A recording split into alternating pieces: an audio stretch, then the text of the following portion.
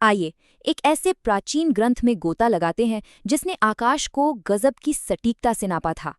इसका जवाब छिपा है एक प्राचीन भारतीय ग्रंथ में, जिसका नाम है सूर्य सिद्धांत। तो सबसे पहले देखते हैं कि ये ग्रंथ आया कहाँ से। इसकी कहानी भी बड़ी दिलचस्प है। माना जाता है कि ये ज्ञान कोई मामूली ज्ञान नहीं, बल्कि सीधे सूर्यदेव का दिया हुआ एक तोहफा था। अगर इतिहास की बात करें तो ये ग्रंथ भारत के स्वर्ण युग यानी गुप्त साम्राज्य के दौरान लिखा गया।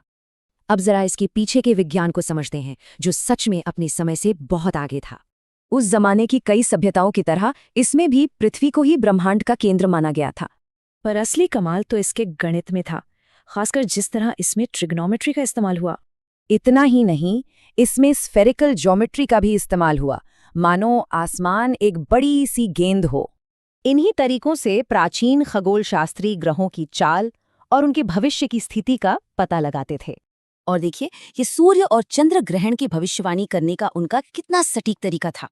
इसी की गणनाओं पर हमारा हिंदू कैलेंडर यानी पंचांग आधारित है, जो आज भी इस्तेमाल होता है। तो अब सबसे बड़ा सवाल कि ये सारी गणनाएं आखिर कितनी सटीक थीं। चलिए 1500 साल पुरानी इन गणनाओं की तुलना आज के मॉडर्न साइंस से करके देखते हैं। नतीजे सच में हैरान करने वाले हैं। ग्रहों के ऑर्बिट का हिसाब आज के वैल्यूज के बहुत ही करीब है। चांद के ऑर्बिट की गणना तो देखिए 99.99% से भी ज्यादा सटीक थी। क्या कमाल है। अब इतनी सटीकता होगी तो जाहिर है इसका असर पूरी दुनिया पर पड़ना ही था। भारत में तो आर्यभट्ट जैसे महान खगोलविदों और गणितज्ञों की पूरी पीढ़ी इससे प्रेरित हुई। ये ज्ञान भारत से इस्लामिक दुनिया तक पहुंचा और फिर वहां से यूरोप के रेनेसा तक को प्रभावित किया। ट्रिग्नोमेट्री का इसका इस्तेमाल इतना एडवांस था कि ये उस दौर के ग्रीक मॉडल से कहीं आगे निकल गया। तो आखिर में इस प्राचीन वैज्ञानिक खजाने की असली विरासत क्या है?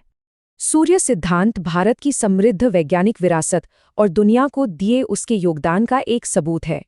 ये प्राचीन ज्ञान और आज की समझ के बीच एक पुल की तरह है।